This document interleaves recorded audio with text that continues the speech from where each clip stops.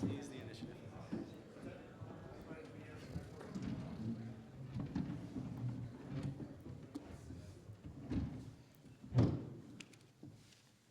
All right, it's go time. Let's get this started. Thanks everyone for coming out this afternoon.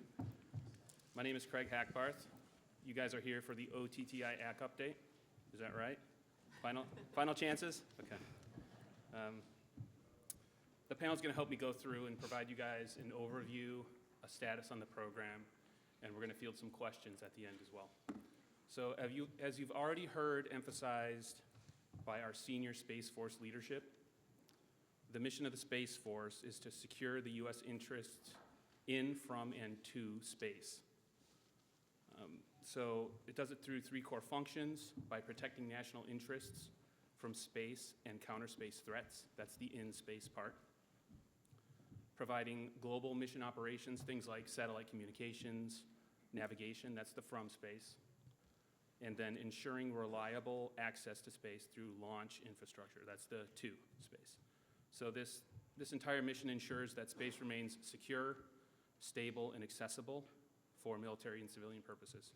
So specifically for operational test and training infrastructure, OTTI, acquired by SSC's System Delta 81, is the designing and building of the modern training arenas where our Guardians prepare for a contested space domain. That's for the entire Space Force. So think orbital systems, electromagnetic systems, cyber, synthetic environments, data transfer, analysis. It's a very broad focus. It's a huge scope. So OTTI delivers that training infrastructure ecosystem that ensures our forces are combat ready, tested, and can be lethal. So before I get into some opening remarks and a few slides, a handful of slides, I'd like to introduce the team of panel members. So right next to me here is Lieutenant Colonel Scott Peoples. He is the program manager and the lead for our digital environment. Next to him is Lieutenant Colonel Cade Ewert, who heads up our infrastructure efforts.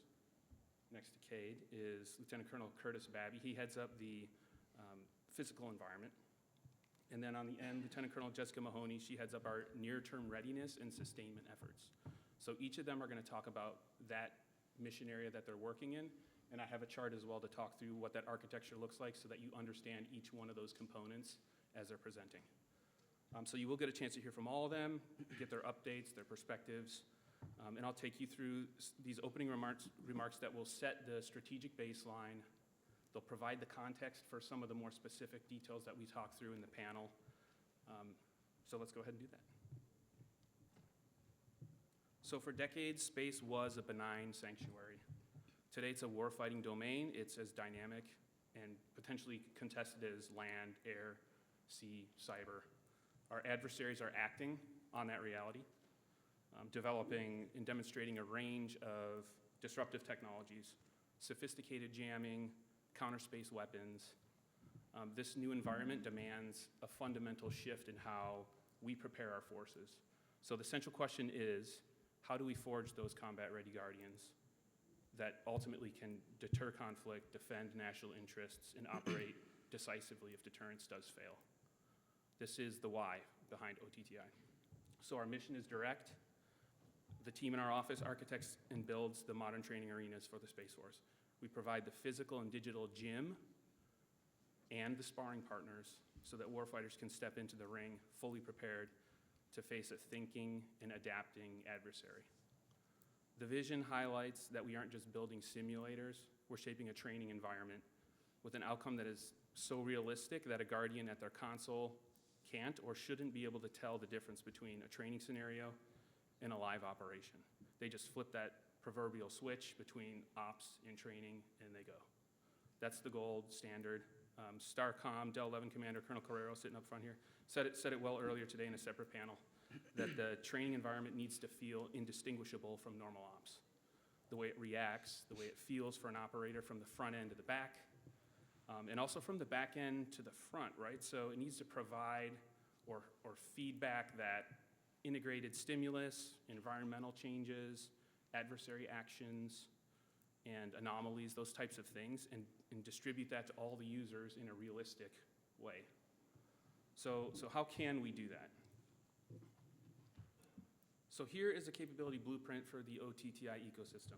Everything's designed to support the Guardian operator at the center, enabling the full spectrum of test, training, and exercise activities. So our architecture is built on 4 interconnected lines of effort, or LOEs. So first, we got the digital environment, upper left-hand side of the chart there. It's important to note this is not a one-size-fits-all solution. We've got separate, there's a low to medium fidelity environment based on SWORD framework, which we'll get into. This is our workhorse for large-scale exercises and unit-level training. This is where the Guardians get those reps and sets in. Then we have the higher fidelity environment, which leverages the Joint Simulation Environment, or JSE, with a space layer.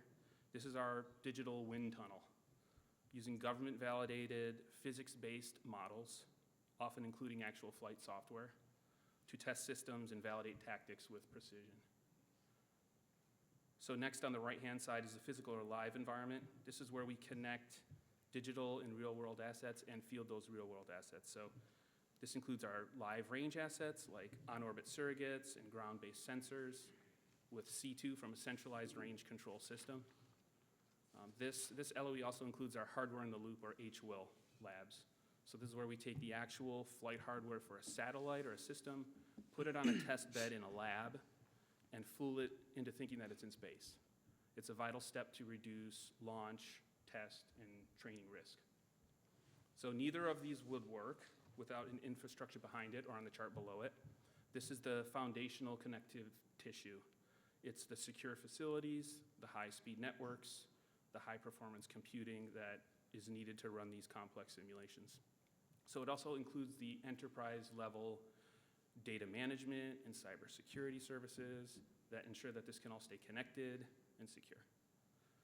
Finally, we have near-term readiness and sustainment running throughout. It captures the activities that we execute to bring capabilities online faster, to keep systems sustained, and to keep them operational. So those are the 4 areas that the SPMs here will talk with you about in a moment. So if you put these together on an architectural view, and the scope of the problem, or we like to see it as the challenge, gets put into perspective, right? So we'll see more of this later in the discussion, and we'll talk specifically to some of the areas on this chart, but it does highlight that as we move forward, we need to make choices. I heard it in another forum either earlier today or yesterday. We have to ruthlessly prioritize, right? If we have to do everything on this chart, we won't be successful. We need to focus on the right priorities and go all in on them. So building the infrastructure is a team sport. We need continuous partnering and collaboration. We've got a mix on this chart of acquirers, trainers, operators. Our first critical mission partner I'll point out is the Space Training and Readiness Command, or STARCOM. They are the architects of readiness. They own the requirements process, and they prioritize what's needed for the range as part of the board of directors that we co-chair with them. And they ultimately will end up operating that range.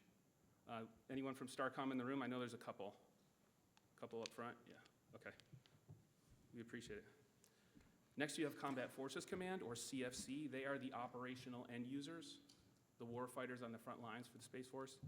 They run the plays on the field using the systems and the environments that we provide. So their feedback is our report card, essentially. They tell us if we are truly delivering what they need to be ready for a future fight. Got any CFC in the room? No, okay. I used their old acronym accidentally on this chart, so I would have owed them beverages, so no, they're not here, so we're good.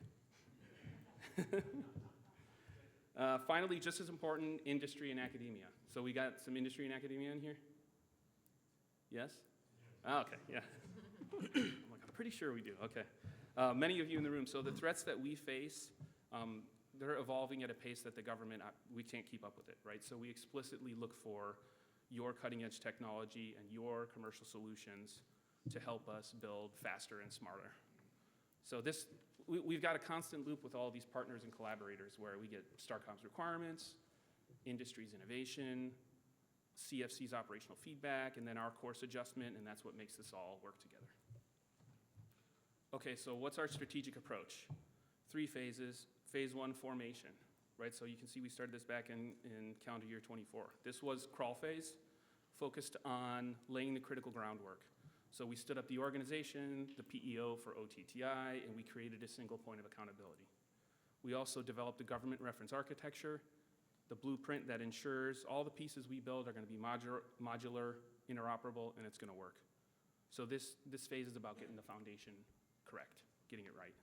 So for industry in the room looking to contribute to OTTI, this is one area you can look into. We ask you that you review that government reference architecture, and we'll post a fresh copy of that within the next week or two on sam.gov so that you can see that. Look at that and see how you fit in to the architecture and what you could provide for that architecture. And then ultimately, how does that add value near term, longer term, and engage with us? So next is phase 2, SPA for Gen Acceleration. This is the walk phase. We build the momentum, we deliver near-term impact to support the Space Force's readiness and force generation models. We're leveraging existing contracts here, upgrading current systems with capabilities like H-wheel testing, integrating siloed simulators through a digital backend to create a more connected experience for Guardians. Finally, we move into phase 3, architecture integration. This is the run, right? So full vision is coming to life here. This is when we deliver a truly persistent, integrated digital environment and dedicated range operations center. We'll be integrating all of our training simulators and fielding purpose-built satellites for our on-orbit range. It's an ambitious strategy, and we're determined to work it. It's already in motion. So how do we partner for speed? Crawl, walk, run. Like I said, it requires us to partner with industry. Here's a few specific ways that we're engaging with the commercial sector to accelerate our mission. A direct response to the department leadership's mandate to reform acquisition and to move at greater speed. We have to continue to get faster. First is the Nightstar IDIQ. This is a large, flexible contract vehicle that establishes scope and a pool of trusted partners. Think of this one as the superhighway for building out major long-term capabilities. It allows us to rapidly issue task orders, to develop space and ground systems for the entire enterprise. As you can see, we're on track for awards in 2026, so this is a major opportunity for partners looking to help us build out core infrastructure. The second path is our express lane, let's say, for innovation, CSOs and OTAs. These are tools for speed and agility, and they allow us to leverage responsive acquisition processes to get cutting-edge commercial tech really fast. This is not just a plan, this is happening right now. We've already awarded contracts for on-orbit range as a service, maneuver capability. We're in the process of awarding multiple contracts to evolve our distributed training environment. And we're actively evaluating concepts right now for everything from range control system to in-field test suites. We're busy at this. We are trying to send a clear message. We're open, we're executing, we're moving with urgency. If you have technology that can help us, we want to hear from you. And we want you to keep an eye out for requests and postings that we make.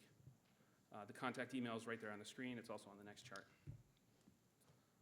So here's a multi-year contract roadmap. It balances immediate needs with longer-term efficiencies and sustainability. So I'll walk through this year by year. The SPMs may provide you some more of the detail as you look across the row. So 25, focus was speed and momentum. Leverage everything that we have at our disposal right now. This means modifying existing contracts, continuing work with small business innovators, working with mission partners, and leading on our expert university and FFRDC partners. This is start fast, use what you can. 26, you see a significant pivot to where we establish our foundational longer-term contract vehicles. So for our digital environment, we'll be putting a major software acquisition pathway contract in place. For the physical range, they may be leveraging Nightstar IDIQ or other OTAs as they come online. This year is the flexible, building out of that flexible contracting structure that will serve us for the years to come after that. And that brings us into fiscal year 27 and beyond. That's full stride, execute at speed and scale, use all the tools that we have in place. Key takeaway for this is our plan's deliberate. We're creating on-ramps for all types of industry partners, large and small, and we're providing a clear funded path to get it done. Okay, so last chart for me, and then I'll hand over to SPMs. I'll finish with a few thoughts on acquisition priorities for us. So first is we will exploit and connect existing systems. I've said that a couple times throughout this, but I wanted to emphasize, we're not waiting on a perfect solution. Our top priority is to act with urgency, take the training tools that we have today, connect them, and get that enhanced capability to the Guardian like now, immediately. We will deliver and sustain integrated OTTI increments. Priority number 2, every capability that we build is directly tied to supporting the Space Force's critical mission areas and priorities. We deliver focused increments on a 6-month and year delivery schedule that are going to provide real, measurable value to the operator. And then finally, we have to expand range capability. So to be truly combat ready, we must test our systems and train our people in the most realistic environment as possible. So that's both like from a fidelity perspective, as well as what is it going to look like when the fight comes. It has to be an integrated operational situation. So we're aggressively expanding our live and digital ranges to validate our systems and tactics against the threats that we think we'll actually face. So to give you more detail on how we're making this a reality, we'll walk through each of those 4 mission areas, and I'll hand over to the program managers, and they'll take you through that. So I'll start with Lieutenant Colonel Scott Peoples. If you don't mind taking us through an overview, a status, and some of your perspective, please. Afternoon, everyone. I'm Scott Peoples. I am the System Program Manager for Digital Test and Training within OTTI. Our mission in digital test and training is to arm every Guardian, human and machine, with digital test and training to win the fight. If you've been to some of these forums so far, you may have heard General Smith and Cantori or Colonel Hackbart just say that the Space Force was created to secure our nation's interest in, from, and to space. And a metaphor that I hear often used that I agree with is that you can look at it similar to as a transition from a merchant marine to a Navy. How do you go from a service provider to a force apply it, right? So to do this, the Space Force needs Guardians trained and ready to perform their missions in a threat representative environment, systems that are tested and proven, and tactics, techniques, and procedures, or TTPs, that are validated in employing the systems. Those are core tenets of what the Space Force calls competitive endurance, which is a key part of the Space Force vector and what we do as a service. And those 3 tenets are avoiding operational surprise, denying first mover advantage, and conducting responsible counter-space campaigns. Digital test and training within OTTI underpins all of those core tenets of competitive endurance. And I think somewhat uniquely compared to other services, there is no history of dedicated test or training spacecraft within the Space Force, or previously Air Force Space Command. This means that digital representations is a primary way for Guardians to get reps and sets in the application of their systems and conducting campaigns. OTTI is fielding and driving improvements in Space Force generation, and we are delivering a modern training capability to simulate threats and validate systems. Also unique, I think, to OTTI, and it was a decision made by leadership, is OTTI is a little unique in our structure as a program office. Our requirements owner is Space Training and Readiness Command, STARCOM. We also get our budget through STARCOM. I think that this construct has really driven a tight partnership and a real focus on operational needs that has been a great benefit to all parties involved. Colonel Hackbarth just touched on the structure of OTTI. So on that previous slide, right, digital test and training is that upper left of the architecture, encompassing what we call the digital operations ranges. We use that term because that is the term of our requirements document from STARCOM. These are digital environments where Guardians can train together against threats, where digital systems can be tested, and TTPs can be digitally validated for the systems that they will be employed on. We have and will continue to achieve the digital operations ranges by partnering with ops units for unity of effort, particularly with the 392nd Combat Training Squadron within Delta 11, and leveraging the software pathway and establishing some foundational commercial solutions openings and other transaction authority contracts in line with the Secretary of War's acquisition transformation guidance. If we can go to the next slide. As mentioned previously, in line with the Secretary of War's guidance, we established the digital operations ranges as a software pathway program of record and entered the planning phase for that program of record in August of 2025. So we're a few months in now. It's important to note that this program of record has 2 digital environments within it. As previously mentioned, one focused on medium fidelity training and exercise support that we call SWORD. And then there's another one focused on high fidelity test and TTP validation. That is the joint simulation environment that we were building out in partnership with the Air Force and Navy and other joint customers. We chose this dual path approach deliberately and due to the unique technical requirements for aspects of these missions and their mission sets, and a desire to field capabilities to Guardians as fast as we possibly could. We leveraged existing solutions to speed delivery, particularly for SWORD. SWORD was already in use at the 392nd Combat Training Squadron as the foundational modeling and simulation for Space Flag and support to the Joint Staff J7's Joint Live Virtual Constructive efforts. We, in OTTI, are partnering with the 392nd CTS to greatly enhance SWORD, to scale it to multiple cloud environments, to hook training devices into SWORD for consistent threat replication and for the ability for Guardians to train together, and distribute it directly to Combat Forces Command Ops Squadrons to give Guardians the ability to have reps and sets versus threats from their home locations and participate from their home locations in distributed exercises. In concert with that, for Joint Simulation Environment is in use by the Air Force and Navy. It's the foundational modeling and simulation layer for the F-35 and other 5th and 6th generation platforms. We partnered with the Air Force and Navy to modify the Joint Simulation Environment's foundational framework and methods of communication to support space objects, to extend its services into the space domain. We are building an application called the Constructive Space Simulation Environment, or CSSE, as, if you are familiar with the Joint Simulation Environment, one of the applications to live within it that will provide space effects. If you're familiar with the Joint Simulation Environment, there's an application called NGTS, and I don't know what it stands for, that provides constructive aircraft. So think the F-15s, the F-16s that are in a scenario. We are building NGTS for space, and it will sit alongside the other applications in JSE, and it will speak the grid framework to provide space effects both for space purposes and for support to multi-domain fight. We are also developing the platform-in-a-box space specification. Again, if you're familiar with the architecture of the Joint Simulation Environment, the platform-in-a-box is the term that they use for how they encapsulate and replicate the entire flight software loadout of an aircraft within Joint Simulation Environment. One of the unique aspects of the Joint Simulation Environment is when pilots are going in there and training and flying their digital F-35s, they are flying all of the actual flight software of every subsystem of their aircraft within the context of that simulation. We are going to do the same for spacecraft to give our test community the ability to validate systems and TTPs using the actual flight software of their satellites. Our number one milestone upcoming is to continue awarding commercial solutions opening contracts to support rapid SWORD development and fielding. We need to get Guardians to train together versus the threat as absolutely fast as possible and give the 392nd Combat Training Squadron and other Delta 11 partners everything they need to make that a reality. We have already awarded our first commercial solutions opening contract in November, and we anticipate multiple additional awards over the next few months. Our second milestone that is coming up soon is to finalize the model specification for SWORD.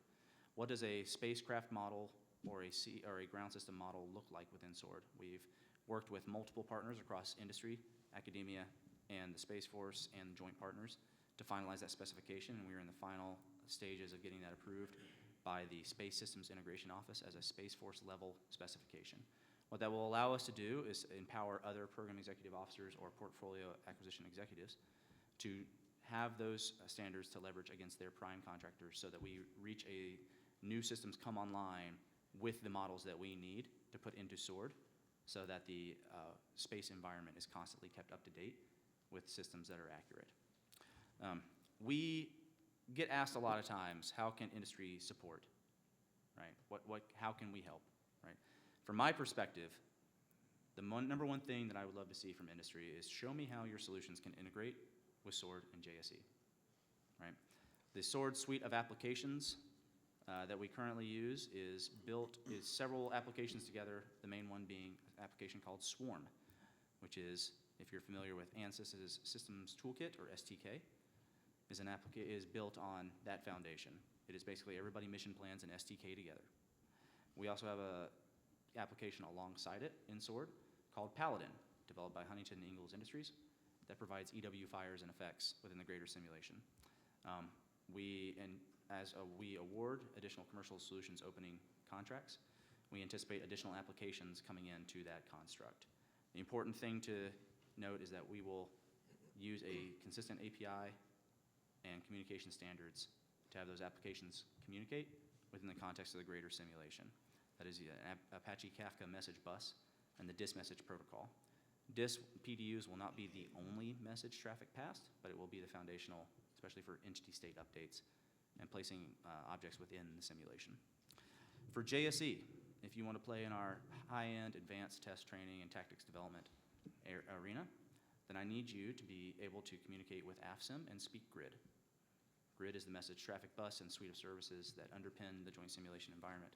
And so really what I am looking for from industry is, as I put out these commercial solutions openings, areas of interest, and there will be additional ones from digital test and training, I need you to come to me and say how your tool integrates with other players in those spaces.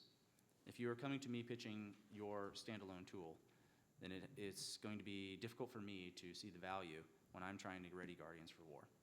I need all of these as an integrated suite so that I can get Guardians ready. And then the final thing that I wanted to highlight here, there's been a lot of discussion about artificial intelligence and machine learning in the context of both the industry writ large and this conference certainly. That is, AI ML is foundational to what we were doing in digital test and training. The Space Force is small, right? We have a scaling problem, and we will never, especially as we distribute out SWORD and other capabilities directly to ops units, have enough Space Force aggressors to play threats against all the Guardians that need to be trained against those threats. So we are already started and have already kicked off and fielded in this space flag what we call artificial intelligence aggressor augmentation. Our 57th Space Aggressor Squadron Guardians are right now in space flag using AI-assisted mission planning tools to greatly accelerate complex mission planning and COA development as they aggress against Guardians defending their satellites from attack within space flag. We really look at that as a awesome way of both fielding a prototype to user to get early feedback. And one thing you may have heard said multiple times during some of these forums was the need to get an 85% or a 50% solution in the field as fast as possible so that our Guardians can be ready. We really look at this as, you know, one of the first efforts that we've made in that area to see how we can get Guardians ready. And then as SWORD itself distributes to multiple players, we are going to need more AI to both be those threats, to be different types of those threats, as well as be loyal wingmen in the context of a scenario so that Guardians can fly alongside fellow Guardians in the context of a scenario, be they piloted by a human or by a machine. So that's all I had for digital test and training, and I appreciate your time. Thanks. Thanks, Scott. Over to Curtis, your overview status and thoughts on the physical environment. Good afternoon. I'm Curtis Babby. I am the SPM for Live and Physical Ranges. In my opinion, I think I have like the coolest job up here, but it's just me. I get to deliver the actual hardware, physical capabilities for on-orbit electronic warfare, as well as some other ground pieces to include our cyber labs and chambers. So on the next chart, kind of depicts everything going on inside of my, that I'm delivering. I'm just going to start at a high level. I'm not sure how many folks here are have a lot of space depth. As I've been talking to some of the industry during this conference, it's very obvious that it's more of the other AORs and not so much space. So what is a range? So for a range, we look at it that's got range control, which is more or less the range safety. Instrumentation, so that's your TISP, time, space, position information.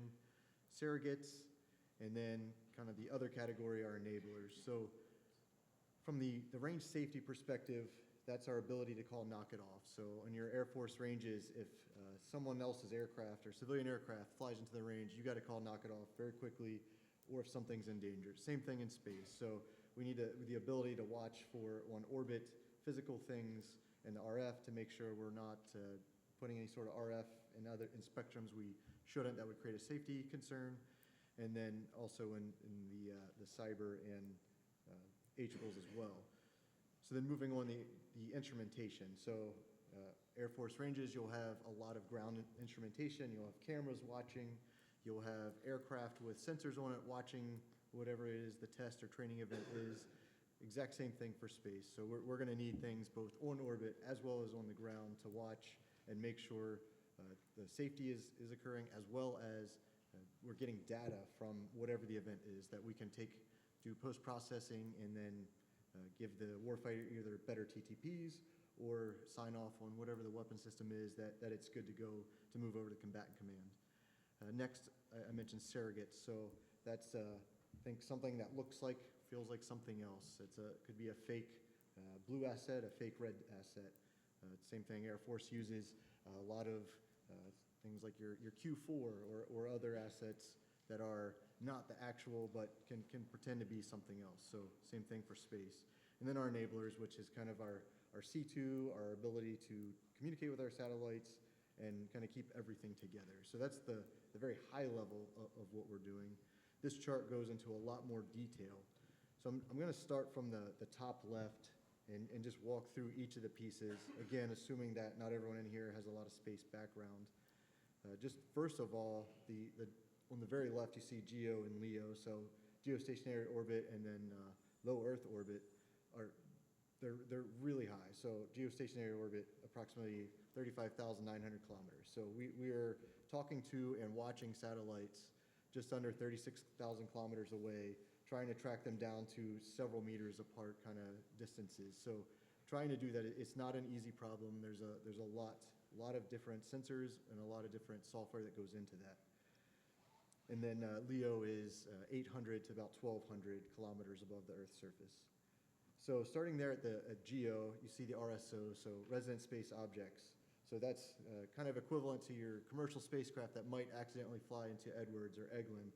We got to be watching for any other space objects that we don't want in our range to make sure we can call knock it off or move things out of the way. And then moving over the range characterization sensor. So these are your cameras of different phenomenologies that can watch what's happening to get any sort of specifications you're looking for in data. So going to be a lot of data, not necessarily real time, but that data could be brought down to the ground, synthesized, analyzed, and then later used to, again, either update TTPs or potentially fix a system. Maybe the next block you can make an upgrade. So then moving over, you see the range volume. So very much unlike any of the terrestrial ranges, even the air ranges, there's no one place for a space range. The Delta 11, so it's a wing equivalent, if you will, they define the range as a time and place of their choosing. So it could be as big or as little and wherever they want it, whenever they want it. So given that, we have to have assets ready to be in place for wherever they want the range at that time. So therefore, the range volume is a dotted line, could move anywhere, generally probably over CONUS, but not necessarily, and then at any altitude that they need. So within that range volume, the main thing there are the blue satellites, so your system under test. Think about your SBIRS, space-based infrared, or your GPS satellites. Different types of satellites would be in that range volume doing some sort of test, using one of their sensors, doing potentially maneuvering, and then in that volume we would have our sensors watching, making sure they're not, one, not running into each other, but two, making sure they're doing what they think they're doing. And then post-test or training event, we could use that data to help ready our Guardians even better. And then right underneath the first two blue satellites, you see a red one, so the OPFOR, the opposing forces. Right now, we're still building out what does that look like, but that would be your potential fake adversary, right? So that could pretend to be whoever you want. Not going to mention this room, but do different TTPs, see are our Guardians really as ready as they think they are, and push them to their limits. This is where we can push them to failure and then figure out how to make it better, and that way when the real thing happens, they are indeed ready. Moving over, the range surrogates is on the right side. So again, that could be pretending to be a high-value asset, could be anything else, something that you're trying to go towards, go away from. Use your imagination there. Moving to the right, this is a big piece, the range lease commercial assets. This is probably the big question mark of how do we integrate industry better and more than we are. This is where we really want to pull them in, and we're still looking for how does that work. And that's where we're using the CSO, as Lieutenant Colonel Peoples mentioned, the Commercial Solutions opening to help gather those ideas and try to figure out what would be the best way to integrate industry and commercial assets into the space range. Likely it wouldn't be all of the assets, but there are definitely things that we can use. So right now, one of the first things we've done is actually an OTA where we are using a commercial satellite to maneuver, and that maneuver is acting like an opposing force. So that's just one example of how we're potentially using commercial. And again, we're looking for more creative, innovative solutions in order to do things that are commercial, that get after test and training. Then moving to the right, the range, time, space, position, information sensor. Again, that's more for your range control, range safety, to make sure that everything that's in a range volume is supposed to be there. Things that aren't, either by accident or on purpose, aren't there. So moving to the right, you see the real-world adversarial system. So again, this isn't in the United States over sovereign land, so there might be others that are trying to see what's going on within our range volume. So we need to both be looking inward and outward of our range volume to see what's happening. Again, so we might be able to, we might need to call knock it off. So that's everything on the on-orbit side. If you come down to the LEO, it's basically the same thing. It's just different orbits within. And then coming down to the actual terrestrial level. So starting from the left again, your ground entry points, your GEPs. So the GEPs will talk to all the different satellites for different reasons. So there's a slew of them across there. So the first one in orange, that would more or less be getting data down from satellites that are getting the sensor data, likely high data rates, likely a lot of data, gigabits of data, pictures, videos, more detailed. Moving to the right, you'll have the blue assets, so blue GEPs. So that would be for your system under test. Those would be potentially controlling those satellites or getting their mission data down as well. And then continuing right, you'll see the red for the opposing forces. Same idea, they will also need ground entry points, and then which is their command and control to get to their satellites. And then you'll also see that for the rest of the range satellites. So moving to the right, you'll see the EMSO apertures, so signal monitors, passive RF, and then EMSO carrier signals. So the space EW range essentially is ground-based sensors right now, doing RF, ground upwards, and then those need to be controlled, so you'll see those moving into down to the EMSO C2. And then also pulled in would be EMSO hardware in the loop. So think those same systems, potentially emulating things on the ground that we either don't want to show our hand in or can't do because we don't want to overlap with other frequencies. We can pull that in as well. And then finally moving to the right, you'll see the radars and optics. So EO, IR, these are the things, the actual sensors watching from the ground into space, all the way up to the 36,000 kilometers away. So RF sensors as well as very large telescopes. Release time on a over 3-meter telescope. And then we're also procuring a couple 1-meter class of our own. So all of those things, what do we do when we have it? This is to me the most important part. Everything you see feeding the white lines back into the center there into the range control. So range control is like I said, the safety, but it's also orchestrating all of it. It's the maestro, if you will, of the range. It's taking in data from the blue systems, the OP4, the range sensors, the white cell, if you will. They potentially could run all of that from their range control. It's kind of the foundation of all of this. I like to say it's the heart and the brain of everything happening within these ranges.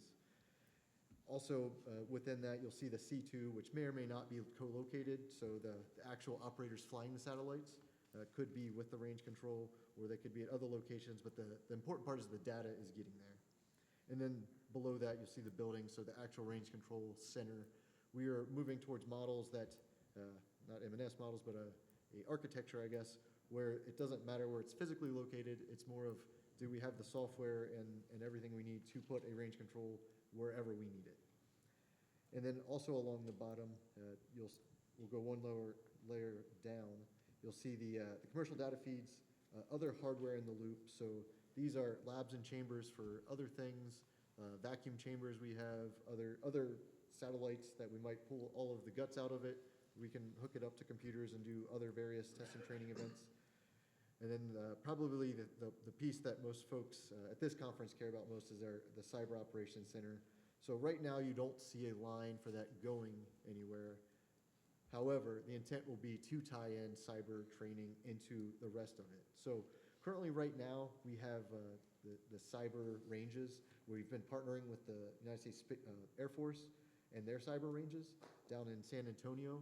We've delivered 5 cyber environments that ride on that range for space systems. So these are defensive cyber operation trainers for our cyber guardians.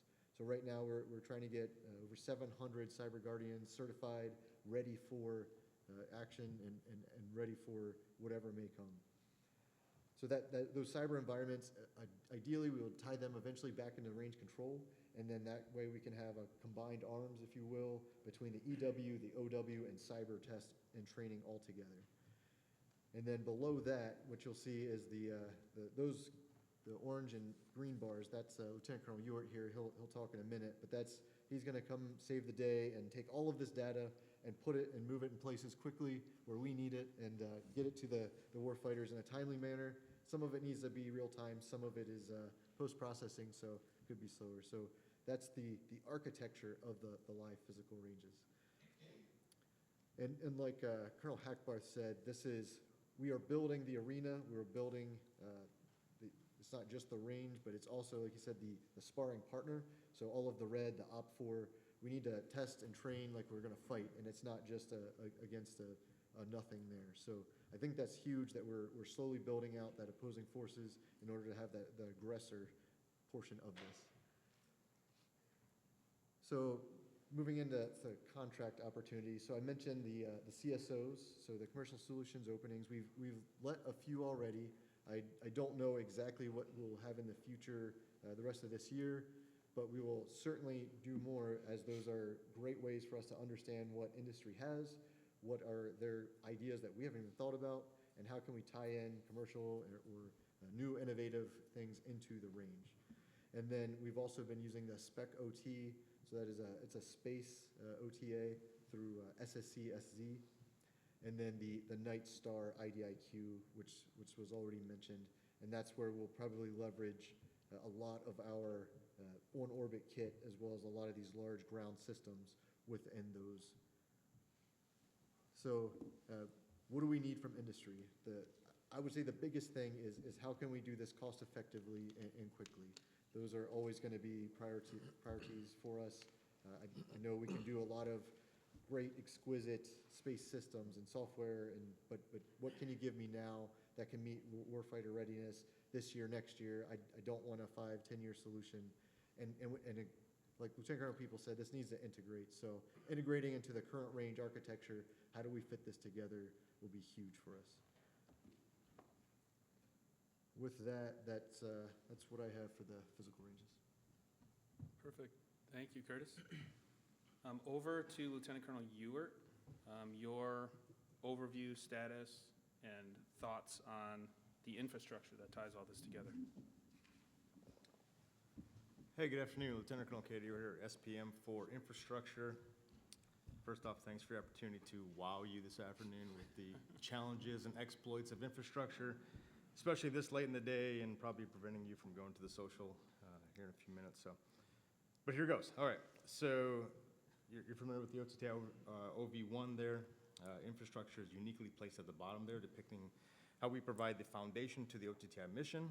Generally, we think of those foundations kind of in 3 main categories. Data transport, how do we move data from A to B? Data management, storing, computing, data standards, and then accessing that data, and then facilities. The infrastructure term can be a bit nebulous, so we've developed this tech stack that you see here to try to more clearly articulate the key attributes and efforts that are underway in infrastructure. I'm going to talk through this stack because it's important of how we deliver solutions. I need at least 6 of the 7 key elements here to really deliver a fully burdened, actionable, ready for utilization solution against a requirement. It's a bit hierarchy in its construct, so we'll start from the bottom and move up. Facilities at the bottom. We are currently still charged with ensuring that the OTTA workforce just has a place to do its mission, has a place to call home. If that isn't a secured space, at least we have access to secured space. We also have a capability development underway that involves the facility that we'll talk to later in the stack in the integration layer.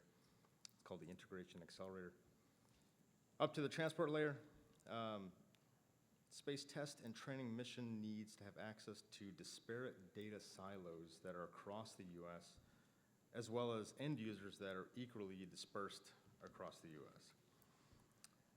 To do that, we leverage partners with DISA, Mesh1T, Gyore, and in some cases even Starshield for remote sensors. I like to foot stomp the point that I am not a network program office, right? I just provide connectivity onto a network and such that we can move the data from A to B. Up to the data layer, this is how we store, compute the information. Here again, we're leveraging existing government systems like UDL, Warp Core, and also in unique situations from mission partners, their data layers. And then buying only what I must from commercial to store data or expand and scale as necessary. Up to the cloud layer, the commercial cloud really acts as our central access point for geographically dispersed users to get at their data and analysis tools, as well as distribute training from a centrally hosted location out to the endpoints. Through multiple partnerships, we have access to multiple cloud providers that we're planning to eventually consolidate into a centrally managed OTTI contract into a, what we call like OTTI common cloud in the next 18 months here. Up to the platform layer, to service the OTTI mission, we have data that enters and originates at many different classification levels and locations, which then often must be paired with other data sets from different classification levels and different locations, such that the analysis for tests can be completed. We can do model characterization, training distribution. That requires platforms at the CUI, secret, TS, and program levels with cross-domain solutions such that we can move data up and potentially even down as we need to get that data paired correctly together such that you can make sense of it at the right level and then distribute it back out to the community. Here again, we're leveraging existing government developed platforms. Some of those are through SSC's digital engineering environment, as well as those managed by some of our mission partners. So for an example, we'll capture sensor data from a sensor on the East Coast. The tester will need to access from Colorado into the platform, but they'll also need to get data from, say, an H-will hardware in the loop component that's being done on the West Coast. So you have this hugely dispersed network of data silos that we need to federate such that the user, the end user, the tester, or the trainer can access it from their location and then make sense of that training and or data. Once we've satisfied all that, we have the application layer. So once we've solved how to move data around, the transport, how do we process and storage, where are we going to host it, the cloud or on-prem, and then move it back and forth. The platform, we can finally host the application in that environment. And that gets harder as we step environments, right? It's easy at the CUI level. As we step further and farther up the chain into the program level, the process becomes more arduous through CTF, and it just takes longer to distribute or provide a solution.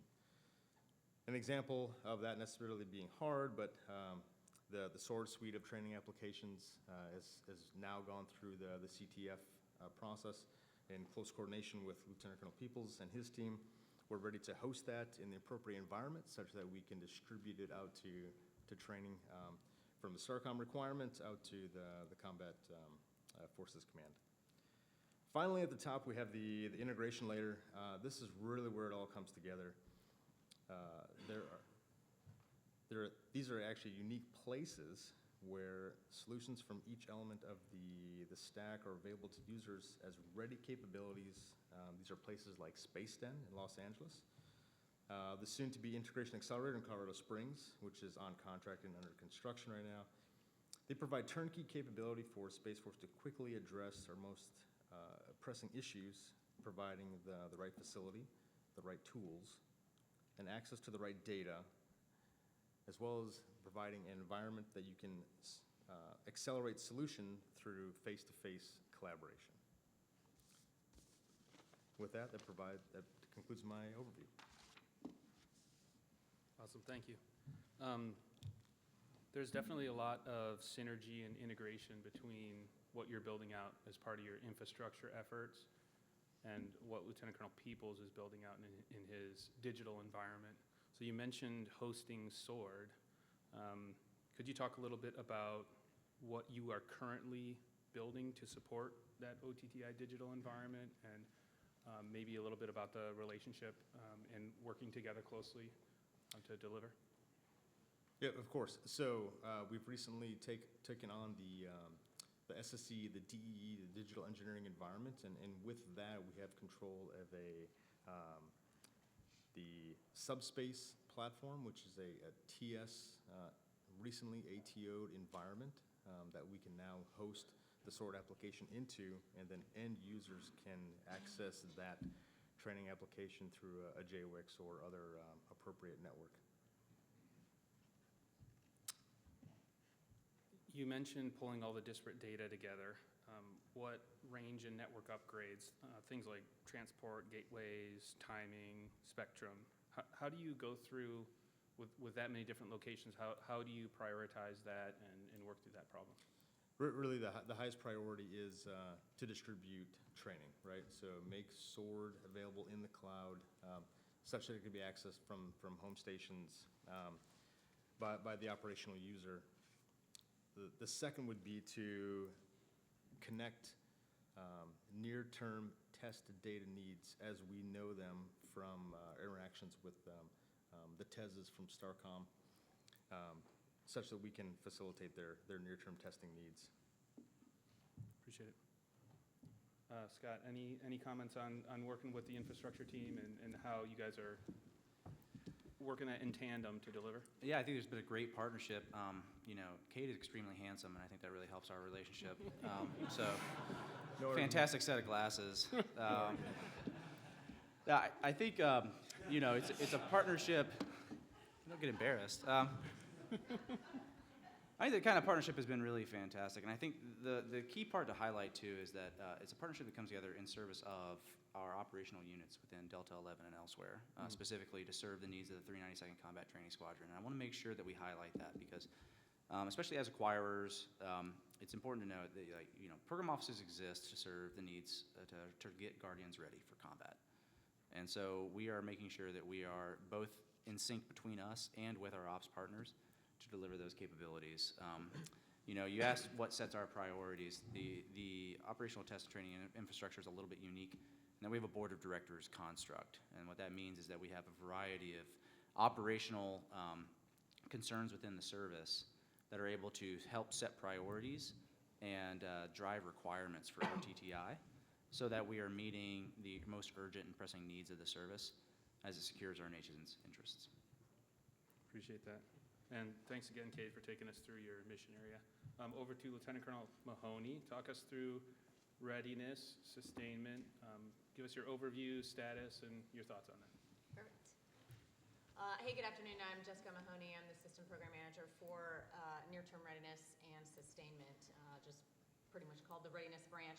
I got to be honest with you, we do these briefs fairly often where the four of us get together, and I always got to fight the urge to just say, what they said, I sustain it, and then run out the door. But I won't do that. I won't do that today. So really, this chart, I have three charts. The first chart just really tells you what I do and what my team does in terms of sustainment. So though sustainment seems like it's a pretty straightforward concept, it's actually quite challenging.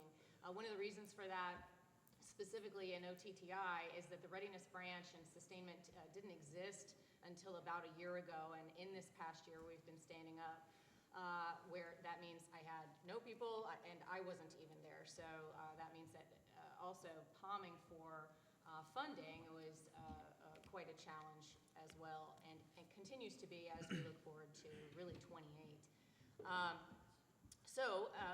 Like these guys said, everything that they're bringing forward and delivering will be what I will be sustaining. So I work across the branches and my team, and then across the field comms, both in CFC and primarily with STARCOM, specifically Delta 11.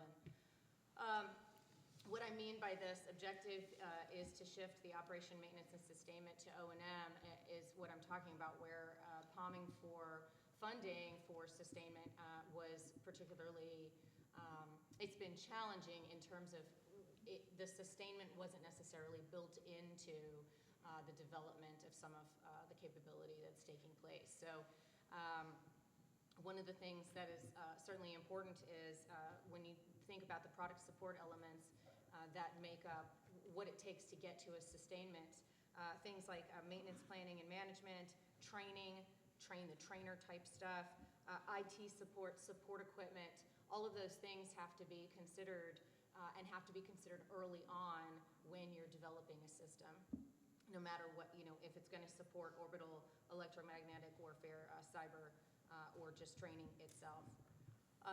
Today, the preponderance of my portfolio is really the line there, range sustainment via the Air Force Test Center. So the Nevada Test and Training Range uses a large contract, JTEC-2, that we leverage as the operations and maintenance support for Delta 11. And we've grown significantly in terms of what that support looks like and what Delta 11 needs as we've gone forward. So today, we utilize that contract vehicle, but certainly always keeping in mind that potentially there are other options, or there are options to add to that. We also sustain the standard space trainers, SSTs, partnered with Sonalist for that. And as Scott continues to deliver SSTs to CFC units, we will continue to sustain it. Next slide, please. So as I mentioned, we're looking at what does really sitting down and having a partnership with Delta 11. I'll talk about some future there for sustainment soon. But we're looking at what as Delta 11 has grown from 2 to 4 squadrons to about 8 squadrons today, what is the support that OTTI is bringing, all of the capability that you just heard about from all 3 other SPMs, and what do each of those squadrons need? The cyber range would be a good example, as Brandon Wilson, the commander of the 33rd, has just stood up that squadron. What does their sustainment look like going forward? And then the second portion of my branch that's not really sustainment at all is we call it near-term readiness. So this is a group of people who have done and continue to do assessments on various exercises and war games that the Space Force facilitates. An example would be a Flashpoint, which is an exercise that the 392nd facilitates. But what we're doing at each of these exercises and war games is where there is little to no modern sim, which is basically almost everything except for the exercise that Scott has done extensive work on, as you heard him talk about Space Flag. We've gone in and we've assessed what are the modern sim tools that exist, compared them with the requirements for each of those exercises, and then we're developing solutions on which tools we really need to use. So at other industry engagements, I actually talk about Flashpoint quite a bit, and often say, it's really just dry erase boards and a lot of white carding, because the tools are not yet in there. So one of the things that I am looking for from industry is what solutions do you have as we continue to assess what tools exist? And there's a lot of them, as I'm sure you all know. Let's see, so we are working, we've got a study in place right now. We've just partnered with McKinsey to work on a study in conjunction with Combat Forge. Combat Forge is essentially a gap analysis of current trainer capability that's led by Delta 12, which is a STARCOM Delta for Combat Forces Command deltas. So, you know, STARCOM on behalf of CFC is doing a gap analysis of what trainers exist today.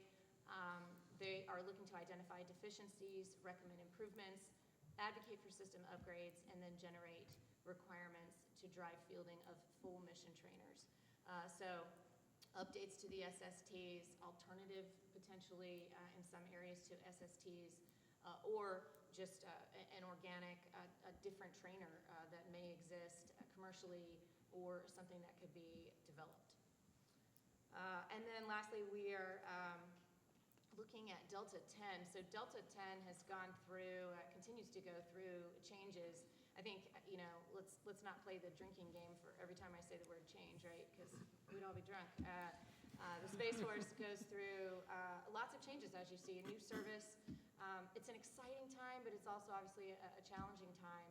Delta 10 going through changes and, you know, trying to figure out what, where's the final sort of resting place, which probably final is not a good word either, right? But in terms of their wargaming strategy and what they do for wargaming. So we, as they're growing and determining their kind of mission, we are also looking at their war games and trying to determine what modern sim tools exist for war games as well as exercise. The difference really, a lot of people ask me is, what's the difference between an exercise and a war game?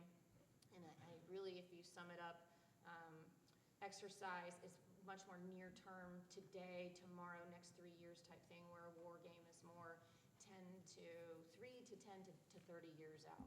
The epic is really the biggest difference there. Okay, next slide, please. So industry takeaways, I will echo everything that Scott just said. Like, I need you to tell me what you guys have. Having a menu. Often people say, well, what do you need from us? And particularly when I talk to FFRDC and Yorks, I'm often like, I'm not really sure what it is that you guys do. So if you could tell me what you do, we can match requirements. And that's definitely helpful.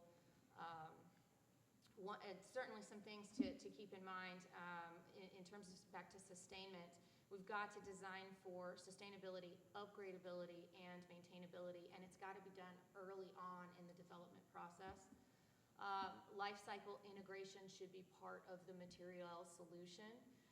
So certainly something to keep in mind as you're partnering with Scott and Curtis. And cutting costs for spares and maintenance is always imperative.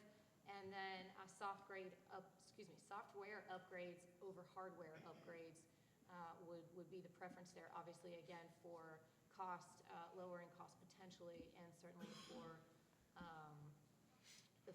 spares manageability. So with that, that's all I got. All right, appreciate that. I heard you have a passion for metrics, is that right? You just love the metrics? So with you being closest to the operator and readiness, how can you use those metrics to demonstrate how you're making progress along the way? That's a great question. I don't know if I have a passion for metrics, but metrics are certainly important. So when we are as we're going through this trainer assessment and looking along with Combat Forge, we are using metrics that are associated with combat training effectiveness and qualification training. So QT-CT are acronyms that I hear often in the training environments, in space. QT, the ability to support Does the trainer have the ability to support mission qualification training and ensure that operators can achieve and maintain required certification levels? And then CT, combat training, does the trainer have the ability to replicate operational conditions and provide realistic threat-based combat training? You've heard these guys already talk about the fact that models and simulations really need to be as close to real life as possible. So those are some metrics that we use. Thank you. Okay, appreciate it from the audience. I got a handful of questions. I think we strategically can get maybe through 3 or 4 questions, and I can get to the heart of most everything I got from you, so appreciate that. Coming up first, which was a hot question, asked a lot. It had to do with models, and not people dressing with Flash, but for models that you're working on the digital environment there, Scott. So a couple questions about how they're validated, how you can overcome the challenges with model standards, as well as the barriers that you may run into with coordinating with other PMs and trying to get people to share information. Right. So if you could talk to that a little bit. Certainly. So, yes, it's a hard challenge, right? I think that you'll find as you look across the military enterprise that a lot of validation, of model validation was really focused on models that are connected to weapon systems and how are those validated in the context of a test campaign for a weapon system. There's much less prior work, I would say, in how does a platform itself or a digital environment itself get validated as a valid way of a mod and sim effect, right? And so you look at things like what the joint simulation environment had to go through and getting IOT&E acceptance that it was a valid digital environment. I think we're gonna have to go through something very similar. We are working hand in hand with Delta 12 and our partners in there to determine what is the path forward for, how does a test campaign look like for SWORD, and what does a test campaign look like for JSE for space. Those environments themselves are going to have to be validated independent of the actual models that live within. The way that we are addressing how does a model get validated is by building standards for those models, and then again working with our Delta 12, which is where that is the Delta within Space Training and Readiness Command, where the test and evaluation squadrons reside. Working with those test and evaluation squadrons to what their criteria will be to accept those models as valid representations of blue systems. The really important part here that I want to highlight again is that part of the reason for model standards that we are building is not to constrain people, but to provide the ability for our test and evaluation squadrons to have a consistent baseline against which to measure, right? So that way, not only does it make it easier for us to integrate new models into our SWORD baseline so that the reality of what the space operational picture is matching. It's also a way for the test and evaluation squadrons to understand what a model should look like as they evaluate how well it matches reality. So for the walk and run phases of our strategy, we got a couple questions on the fact that the OTTI needs to start delivering as much capability as possible, both in the near term as well as those foundational capabilities, in the 2 to 3 year time frame. So as we move into that walk and run phase of our strategy, what is the one milestone or new capability in your portfolio that you are most excited about and you think will make the biggest impact to operations? And how does that change a Guardian's daily life? That's a question for all of you. I'll start down at the end with Jess to see what your thoughts are on that. So I'll have to shift the question a bit simply because sustainment, obviously not delivering, right? I'm sustaining what has been delivered. But I think one thing that's a pretty ginormous thing that's happening right now is I actually mentioned Lieutenant Colonel Brandon Wilson earlier, the 33rd Range Squadron Commander. He and I have partnered to work together to stand up an IPT as we look forward to the option or opportunity to stand up a sustainment squadron within Delta 11. I think, Colonel Klopstein at his panel, I don't know if it was yesterday or today, but anyway, he talked about unity of effort as we continue to develop as a Space Force, and I think it makes good sense to have a sustainment squadron at the point that the operators trainers are offering their training. So in terms of what is the future, what's a thing that I think that I'm excited about, it's standing up that squadron, and then really being able to there's not necessarily history for the Space Force, but there's already models of sustainment squadrons that exist today in the Space Force, and we'll be able to kind of unify the way Combat Forces Command has structured the mission deltas with sustainment squadrons embedded. We'll be able to bring that over to the STARCOM side as well. Curtis? So part of me really wants to say something on orbit, just because on-orbit assets are really cool and fun. But really, probably the biggest capability delivery for us will be our range control.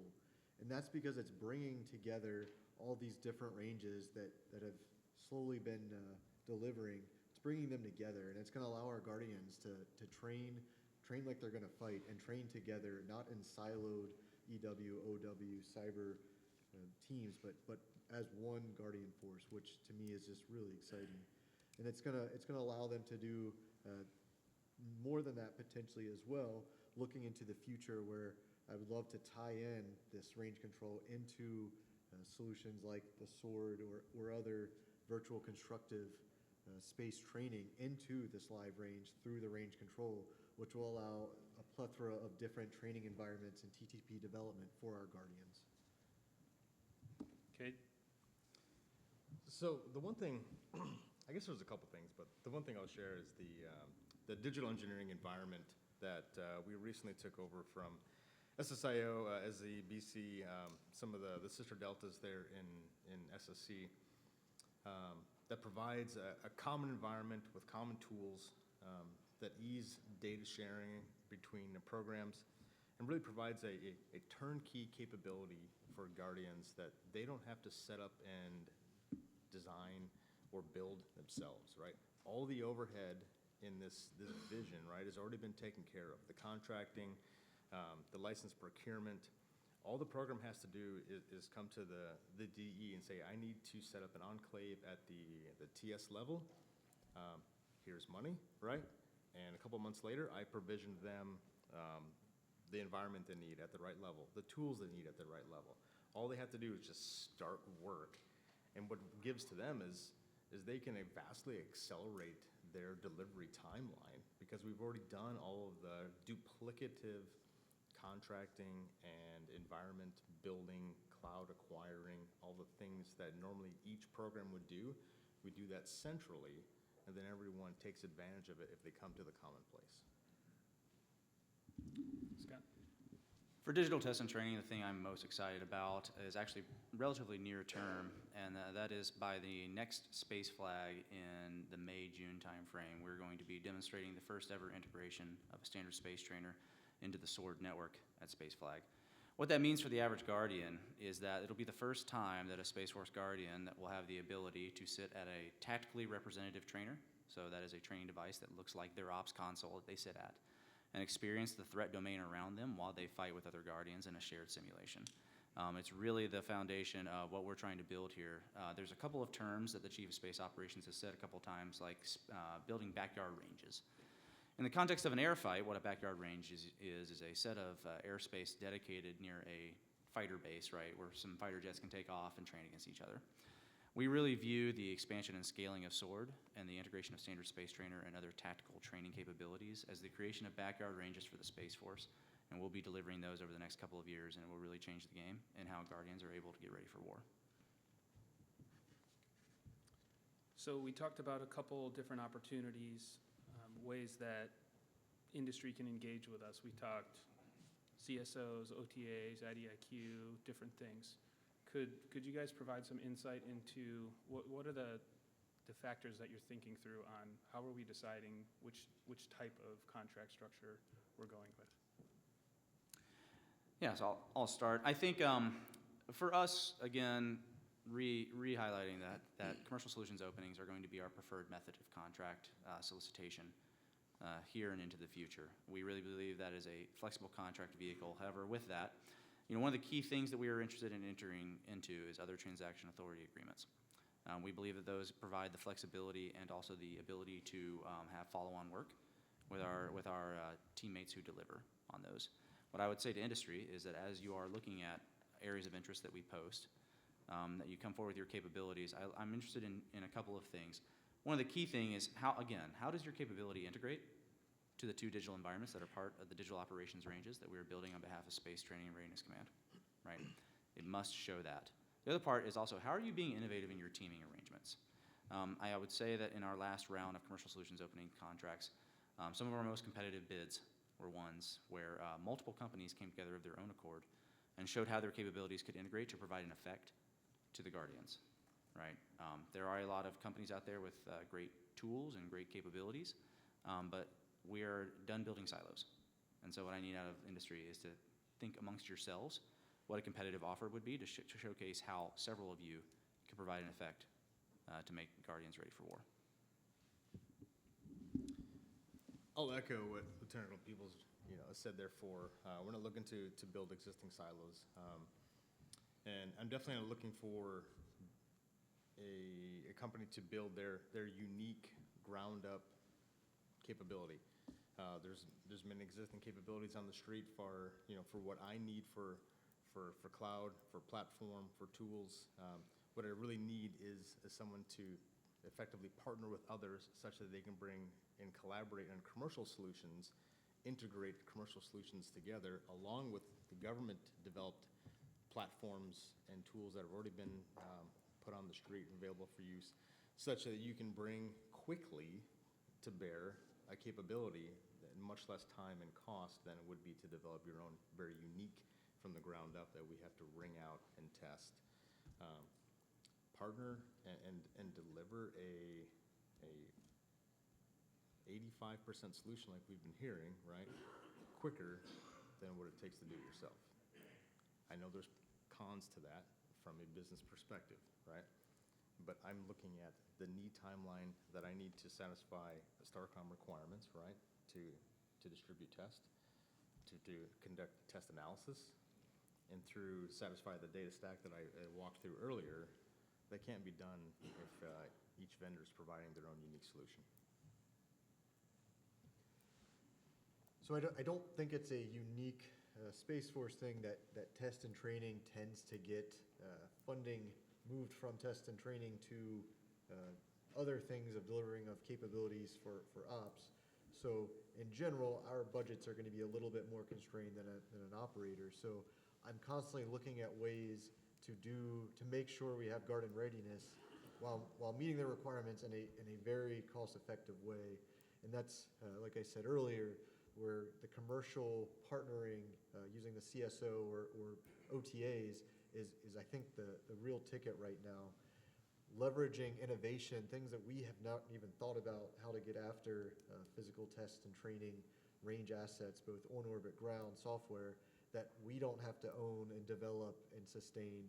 I mean, ideally, I would work Lieutenant Colonel Mahoney out of a job just so that we don't have to physically own all this stuff, because it would save us a lot of money in the out years. So looking at how do we use things that are already out there for part-time or just leveraging commercial is going to be huge. And the other thing is fast. What do they call it, Spock? But the CFC, so the actual operators, they're looking in the next year or two for a potential fight. That is where their head is at. So I want to make sure they are ready now. I don't want a solution that's going to take years to develop and then go in sustainment. I want commercial things now. So that's where these different type of faster commercial type of contracting mechanisms is where we're looking to. Yeah, I'll just kind of pile on to that. So as an example, if Curtis is going to, one of the things that Colonel Carrero said this morning's 06 panel was that the priority for Delta 11 is the capability that exists now. What exists now? What do we, not 5 years, 10 years from now, but what do we have today? And so two things. One is that if Curtis is going to deliver an MVP now to get, to have something that exists today, cool, what does the sustainment for that look like, as opposed to what does the sustainment, operations, maintenance, et cetera, look like for that same capability in the future? And then the other thing is what he just mentioned as well, is what's already on orbit, using that capability in a different way. For my concern will be, what is the operations, maintenance, support, et cetera, for that capability when used in a different way? Does it cost, what is the cost associated, or resources associated, or training? And really, I don't mean or, I mean and. All of those things have to be considered for all of those things. And actually, a reattack, just going back to one of the panels earlier this week, I think it was the AETC commander, he mentioned how they were looking to move some of the flying training from having all actual officers doing it, active duty, to having some sort of commercial entity. So I think in the space world, we're looking to do things like that. I think we need a little more creativity and innovation from industry to come up with those ideas, but I think that's where we're heading. Different ideas that we can leverage some sort of commercial, so that we're not doing everything internally. Okay. I would just add to that where, and then you can add, and then I'll add. No, we want to do that where it makes sense, but I think things like government shutdowns and lack of funding, can show us where there's some gap in training capability. Guardians need to be able to, put, turn wrenches. I guess that's not really a Space Force thing to say, right? But anyway, be able to do the job. And so anyway, yeah, commercial where it makes sense. Okay, Right. now I'm done. Sorry. Anything to add, Curtis? Back to you. Agreed. Okay, that I think does it for covering the questions and working our way through the material. So thank you so much for your time. We are super excited to have provided this update for you. It doesn't have to end here, right? We're still here for a couple more days. If you want to discuss it further or have more specific discussions with us, please stop by the booth or catch us after this discussion. Reach out to us with that link. We're here at this conference for exactly that reason. So thank you so much. Have a great evening. Let's end with a round of applause for the panelists.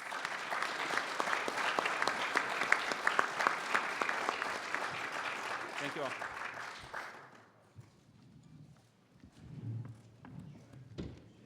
Back to me, back to me, back to me. Did that get scratchy? No, not quite.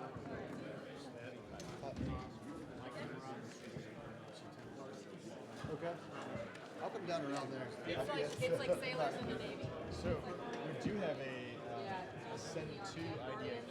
So the only Digital caveat I'll add to that though is that we're But not. it is right now a Cyberspace 3 sole source to KBR. You're probably referencing the RFI that hit the street. So, Okay. I mean, I had 4 or 5 civilians up there. Okay. It would have been on the right network. Okay. So that's why we didn't talk to it here. But, yeah. So we missed it. Okay. Well, it's if you did. There are roughly 9. Here. It may have been just for a lack that it didn't hit you at the right network, but I can send it to you. Can you take down my my info and send me a note? Right here. Here. Okay. I'll just save this. Or I needed a lawyer. And that's enough where I can understand to link up with you. Hey, let me come down there so I'm not talking over you. Okay. All right. Cyber, and there's a 5th one, but they all left me again. I started out all by myself. Sure, but yeah, so it's a little bit nuanced. Sure. I'm gonna jump there.